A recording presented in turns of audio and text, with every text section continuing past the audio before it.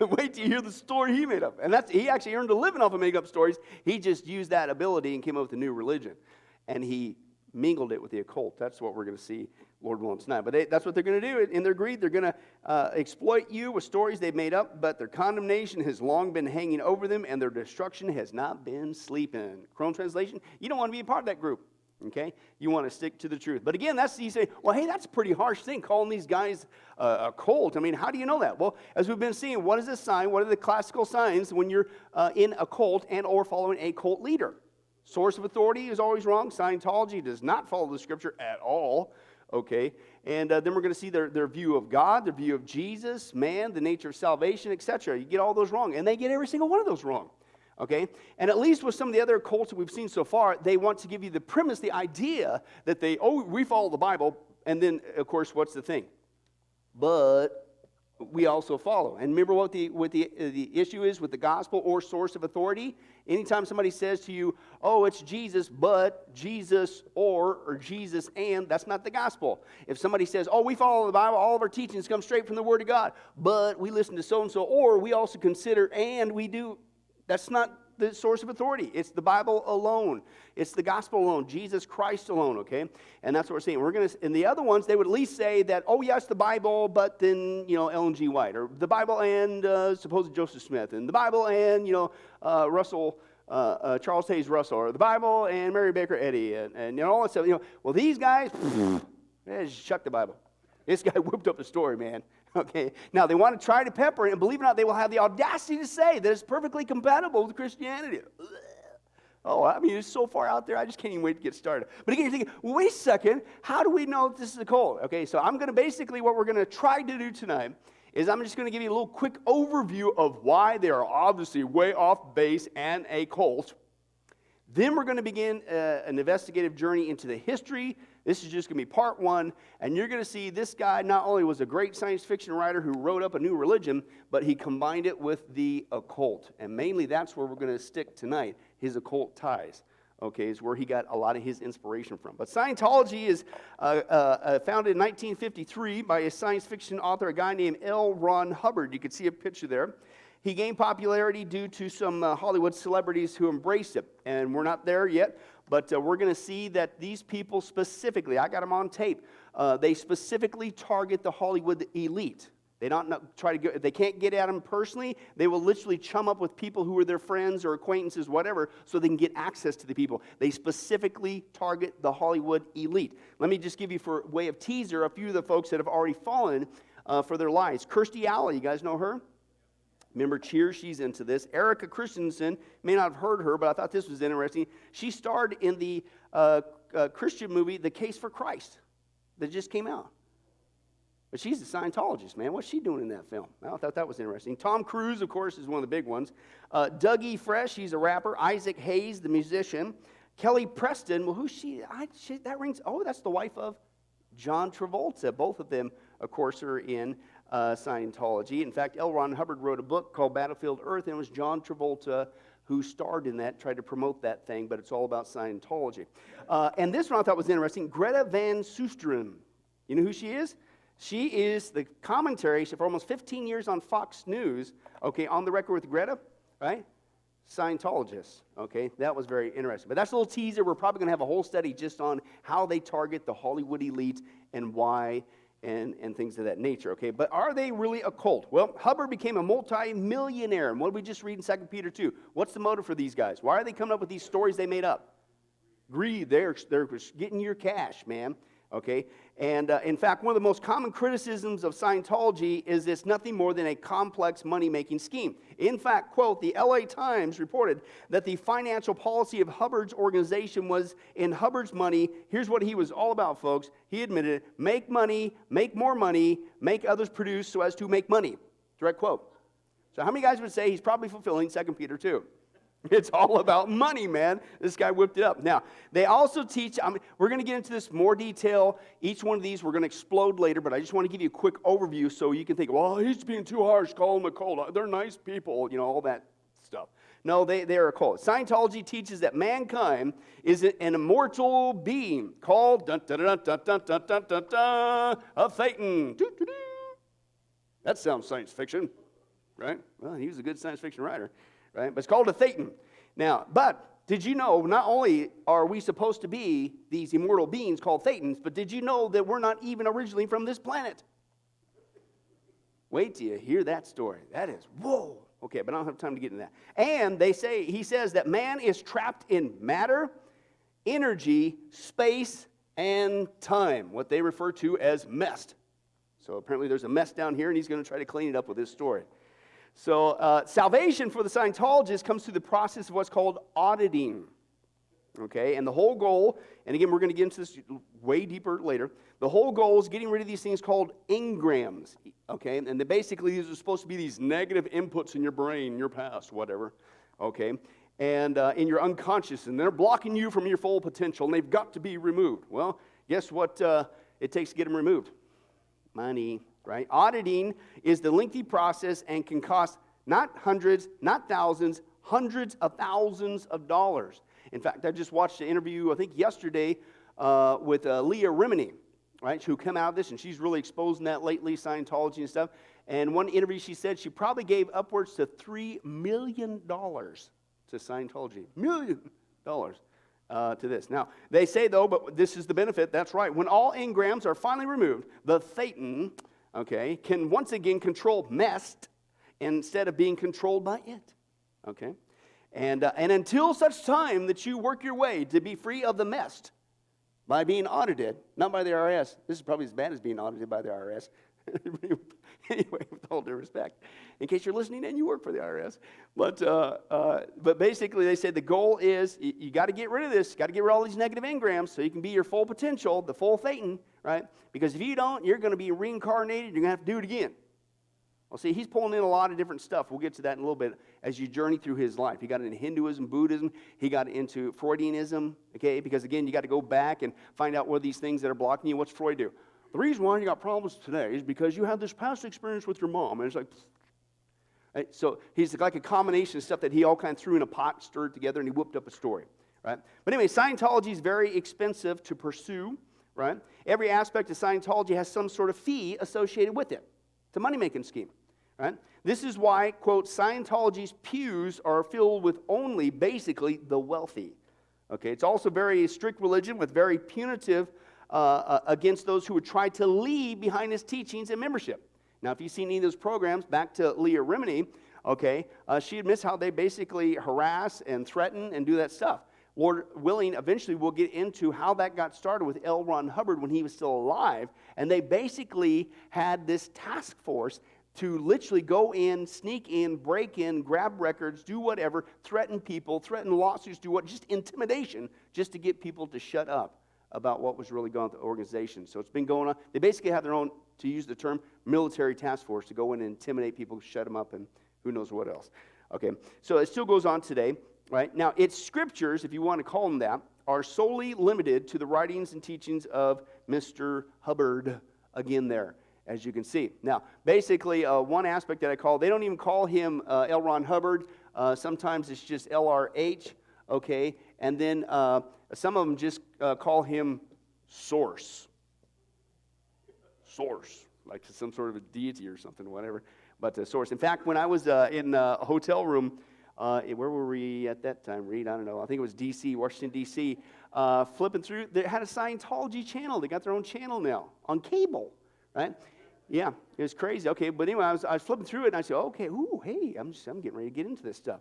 And so that episode that I was watching was all about their records. They spend millions and millions of dollars on record. Everything this guy wrote, everything he recorded, every audio videotape is locked away in this hermetically sealed, all kinds of crazy stuff, because that's basically their Bible, is all his writings. Okay, now, though Scientologists claim that Scientology is, listen, compatible with Christianity, turn to your neighbor and go, ugh.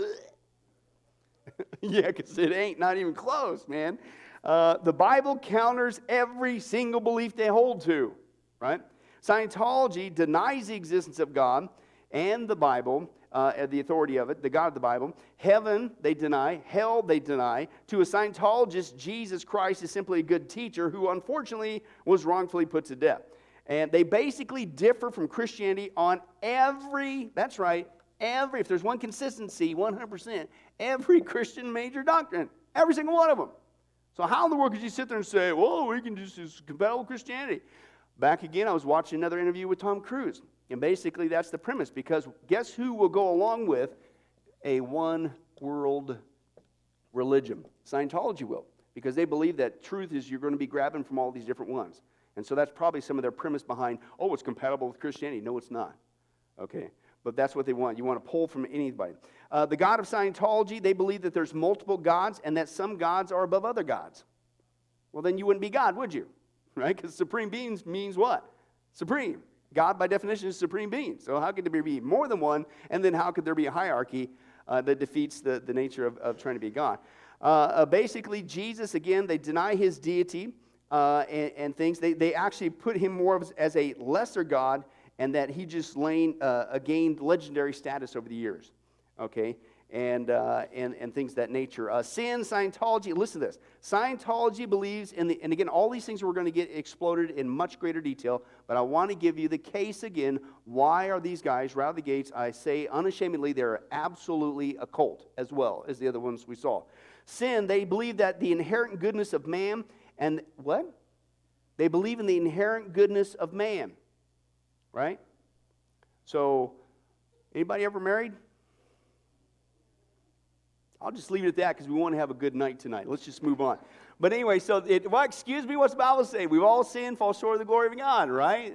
The heart of man is deceitfully wicked, right? Surely I was born a sinner, David said, right? I didn't become one. I was born. Anyway, so they teach not only the inherent goodness of man, but listen to these words. They teach that it is despicable and it is utterly beneath contempt to tell a person that they must repent or that he is evil. Whoa, and then what did you just say? You're completely compatible with Christianity. Are you serious? That's wild, right? But do you see how people would get into this? Oh, you're so wonderful. There's nothing wrong with you. You don't need, you're so incredible. And all you got is these little negative things in the back of your brain that's keeping you from your full potential. And if you just have hundreds of thousands of dollars, preferably millions, then we will help you out. And you become a full Satan and yeah. All right. Salvation, according to them, if you want to call it that, they believe in reincarnation, and that personal salvation in one's lifetime is basically the only way you can get free from reincarnation is if you get audited and get rid of your mess, the engrams that's holding you back, right? And things of that nature. Okay. They believe that the religious practice of all faiths is the universal way to salvation, right? So again, they're open to all paths, are all valuable, all that stuff, right? And comparing the teachings of Scientology in the Bible, there is nothing basically in common at all, okay? In fact, we're going to get into it later, but they believe that not only do you need to get free of the mess, okay, as we saw the mess, matter and energy and space and time or whatever, but when you get free from those supposed limitations, then you basically can control that, is what they believe. So what does that make you, like a little god or something? You control matter and space and time. I'm telling you, the guy's a great science fiction writer, right? But anyway, so basically Scientology, while it disguises itself and sometimes do what cults do and that peppers itself with Christianese, Christian language, it is not Christian at all. In fact, quote, diametrically, it opposes Christianity, again, on every core belief. That's right. Sake of redundancy, I'm going to show that picture again. I'm getting a lot of mileage out of this, baby. We're going to talk about now the history of L. Ron Hubbard. This is where it came from. It came from this guy. Okay, L. Ron Hubbard, but wait till you hear his background. Because, again, when you know a person's background, we've seen it in all the cults, you see why they get steered in the direction they go. You see why they teach what they teach. And it helps begin to fill in a lot of the blanks, okay, today. But it starts with this guy, L. Ron Hubbard. Again, he's often referred to just by his initials, LRH. Again, some in the group in Scientologists call him Source, okay? And he's the founder of the Church of Scientology. He's a science fiction writer, was for many, many years, okay? He wrote for oodles of years, trying to eke out a living, tons and tons of science fiction stories, essays, and things of that nature. It wasn't until later that he really, at least he was making buku bucks off of Scientology. But it wasn't until later when he wrote Battlefield Earth and Mission Earth, I believe some of the bigger successes, I think in the late 70s, 80s, somewhere around that time frame, that's when he really broke it big into making money off the books anyway. But most of it, when he was writing, he was trying to eke out a living. with his family. But he eventually, in around 1952, I think, he published a branch of, quote, self-help psychology. And, of course, it's this book here, Dianetics. You guys ever saw that? Yeah, it's all over the place and things of that nature. That's his. Now, notice the tagline there at the bottom. The modern science of mental health. That's what we just came out of, right, with Christian Science, right? Just if you can just, get your mind. And that's the same thing. But you need their help. Remember the practitioner? You need a practitioner in Christian Science to help get rid of all this wrong mental thinking and be free and perfect health and all that stuff. Same kind of premise here, but kind of throwing in science fiction, throwing a bunch of the occult, and that's what you got. And so that you could be clear from all those things holding you back. But that's his book there, the big thing, Dianetics.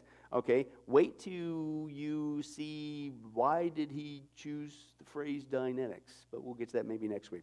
That's pretty interesting. Hubbard, again, he developed this into a new movement called Scientology.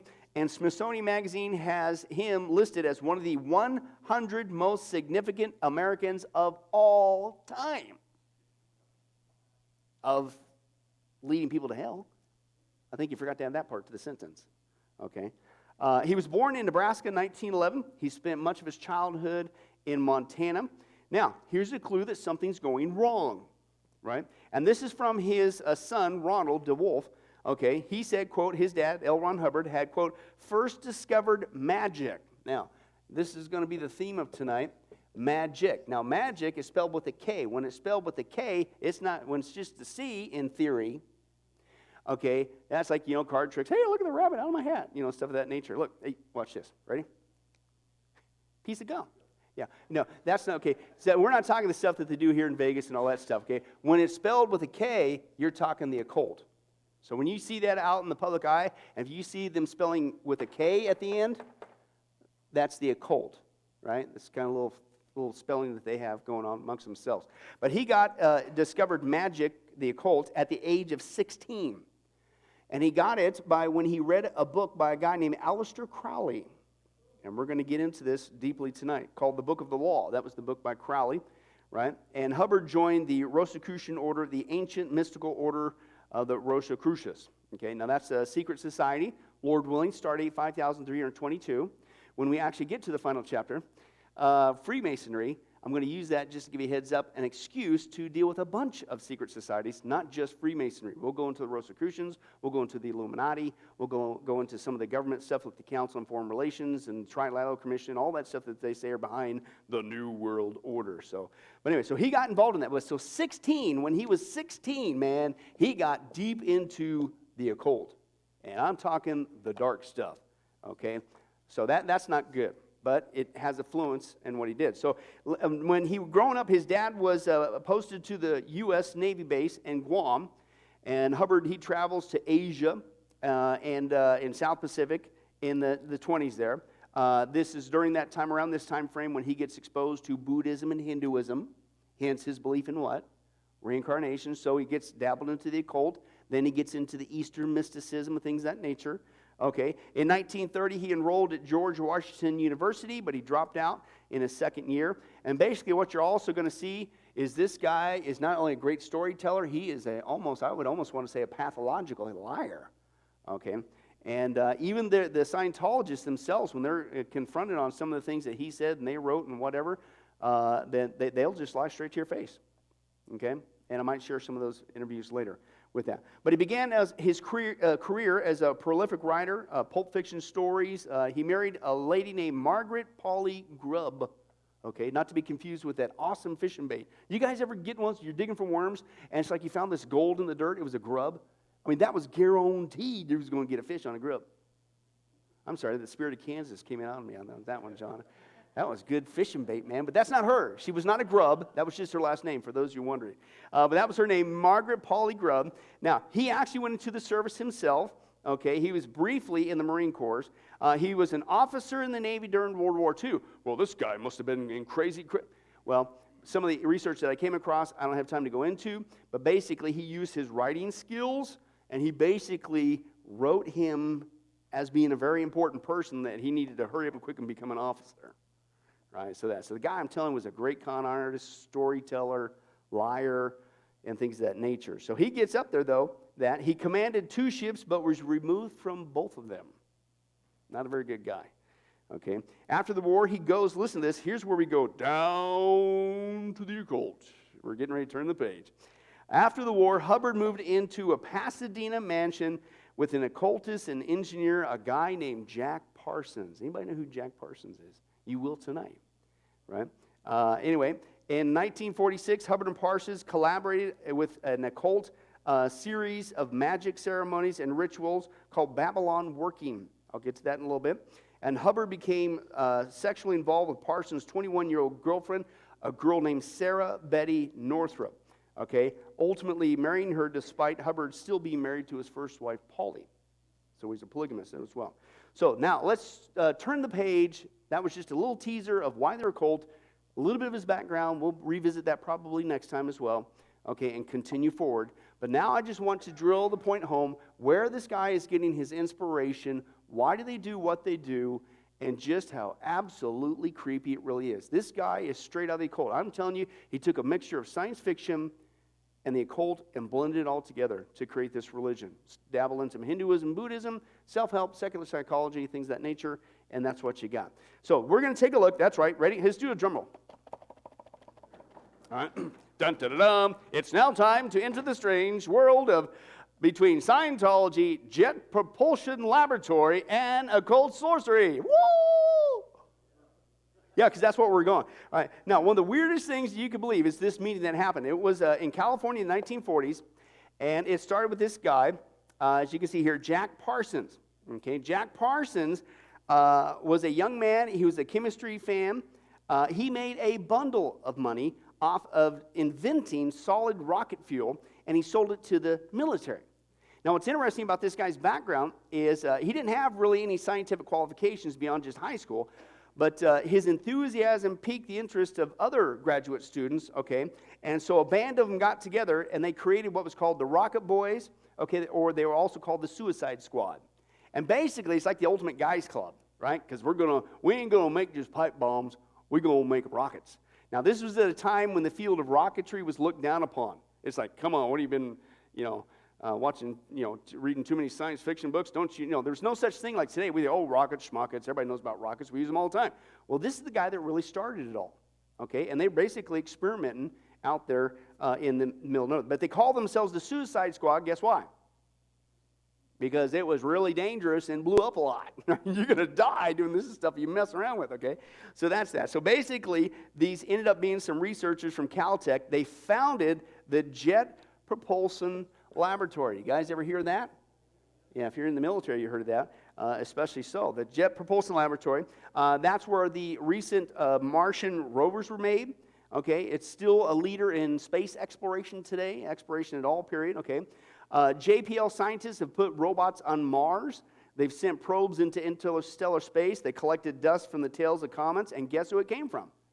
This guy named Jack Parsons started the whole thing. Okay, now, in fact, he got a lot of flack for it, and basically a lot of people felt that he was pretty much a kook. Okay, but what's interesting is he continued with this interest with the Rocket Boys, the Suicide Squad, and basically he pulled it off.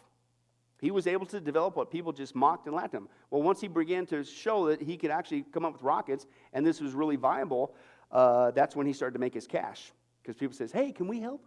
Right? And then, of course, he worked with the military, and on it goes. Now, listen, here's where we're going with this. It's not just an interesting guy, okay?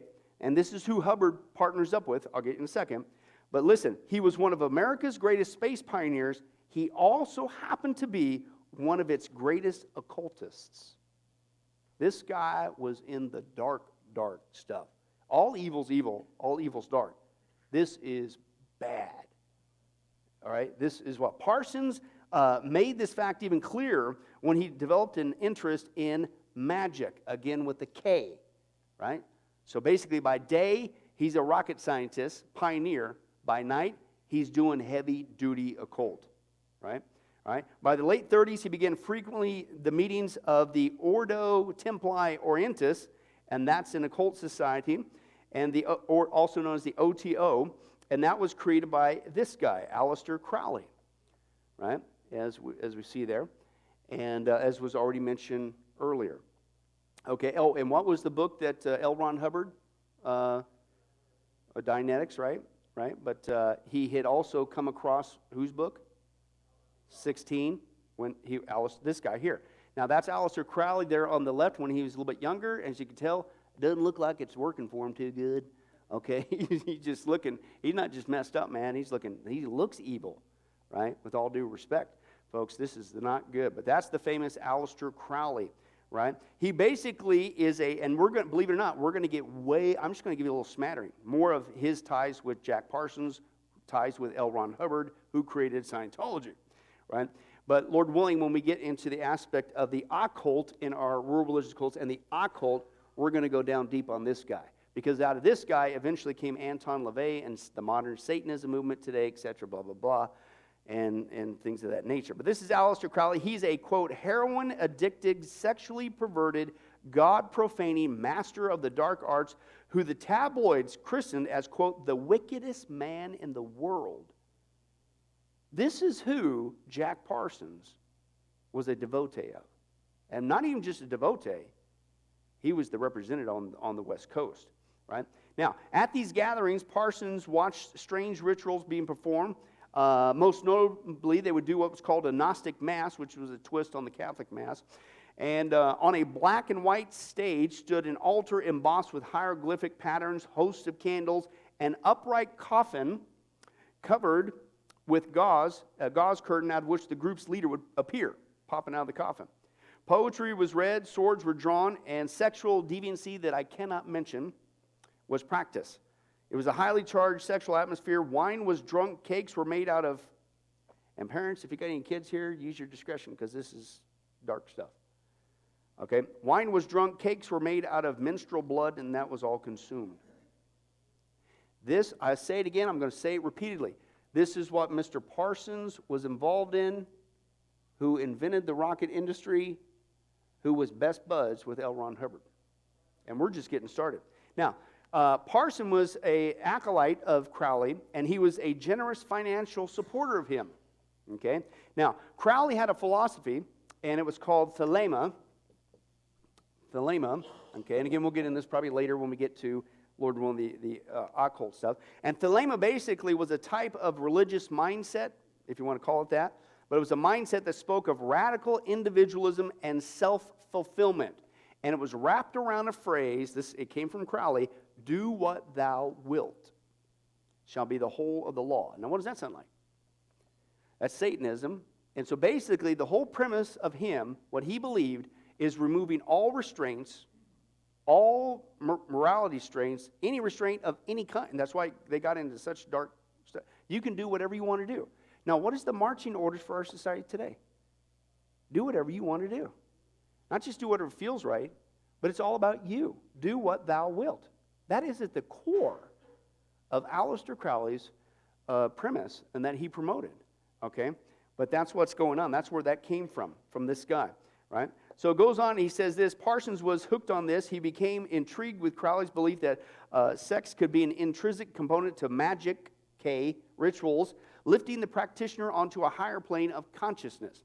Now, while some of his Suicide Squad colleagues, the other rocket guys, his buddies that work on these rockets, they admitted that, okay, this is kind of kooky, but they kind of put up with it because the guy was literally a genius when it came to, at least with the rockets and things that developers. In fact, at the group's testing, when they would test their rockets, it was said that Parsons would be chanting Crowley's pagan hymn to Pan, okay, prior to igniting his rockets. I'm not going to read that to you.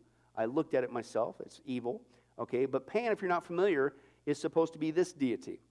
Pan on the left is the classical one, dealing with in the Greek cultures, and over here is the Baphomet.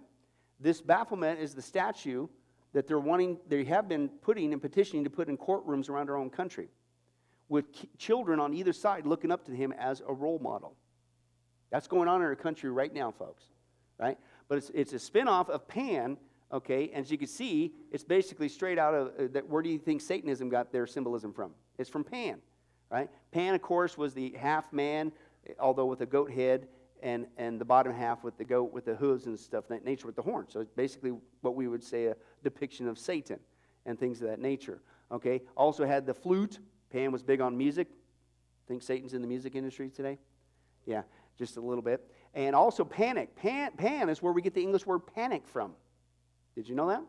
Came from this guy, right? Or this, supposed deity, little g, okay? And basically what they believed is if Pan was fighting for your army back in the days, with the Greeks, I believe, that was a good thing because he could shout and he would throw the opposing army into a panic. That's where we get that word from. It comes from this entity here, Pan. But this is the guy, as he's not only involved in all this stuff, but even when he's testing the rockets, he's chanting this hymn to Pan. It's just a weird, eclectic kind of a guy. Okay, so in 1941, Parsons and the Suicide Squad, they founded something called Aerojet Engineering Corporation. You familiar with that one? Yeah, my brother's company actually has a contract with Aerojet. So it's very interesting. So they found that, and that was an outlet to sell the rockets to the military.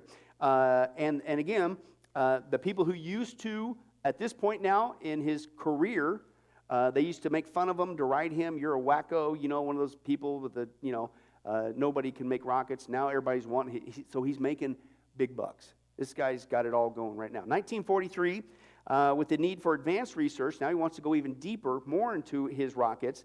That's when he comes up with JPL Laboratories, Jet Propulsion Laboratory, to continue the study, to take it even further. And at the same time he was reaching his professional peak, he also found himself moving up the order with Aleister Crowley, the OTO. And in fact, he eventually became the group's leader on the West Coast.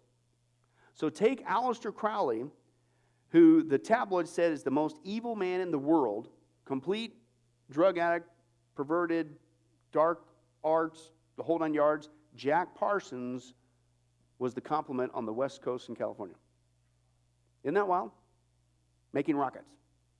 Interesting, right? And listen to this quote. Listen to this quote from this guy. He says, just think about this for a second, how wild this is. One of the top minds driving America's early rocket program, a program that helped fuel the space race and Cold War, was at the same time a leading figure in the world of the occult. By day, he built rockets for the government. By night, he emerged from a coffin to perform sex magic, with his followers. Okay?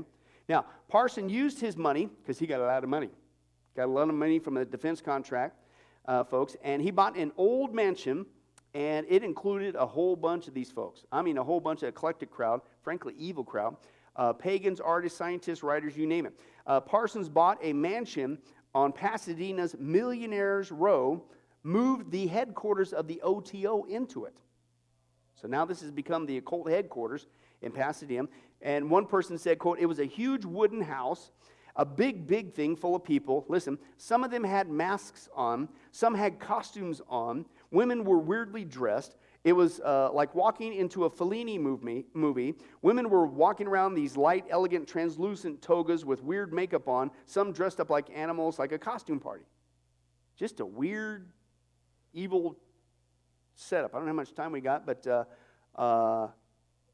some of the projects, I've done some work in the past in L.A. on some media projects, met some producers and stuff, and the one guy was a Christian, and he was invited, because it's all about who you know down in L.A., right, and working on your projects. And he told me of a party he went to, and he said, man, this thing had to have been the most evil thing ever. And it reminds me of this kind of an atmosphere. And he talked about how people were dressed kind of weirdly like this, and someone would have like a mask on of a goat or something, whatever, and another person weird makeup and some eclectic like clown outfit or whatever. And then hanging on the wall was a baby without the head on it, and just stuff. Just weird environment. But that's what it sounds like this is. That's straight out of the occult stuff that goes on. Oh, and by the way, that's in L.A., so that's the same area. But anyway, so now these people basically had a libertarian streak, and these people in this giant mansion, okay, which, by the way, you know what they called the mansion? The parsonage. Get it, Jack Parsons? The parsonage, right? And they basically took Crowley's slogan, do what thou wilt, serious. That was their mandate. They did whatever, anything. Hallucinating drugs, free love, long before the hippies discovered, right, this gone. So this is going on in the 40s and 50s. Gee, I wonder what was the backspring of the 60s movement. That was nothing new, man. That was just a springboard from this kind of stuff, right? But anyway, and oh, by the way, some of those musicians, who did they also promote? Even, we'll get to that in just a second, right? So he had followers, Crowley did. Parsons was the big West representative.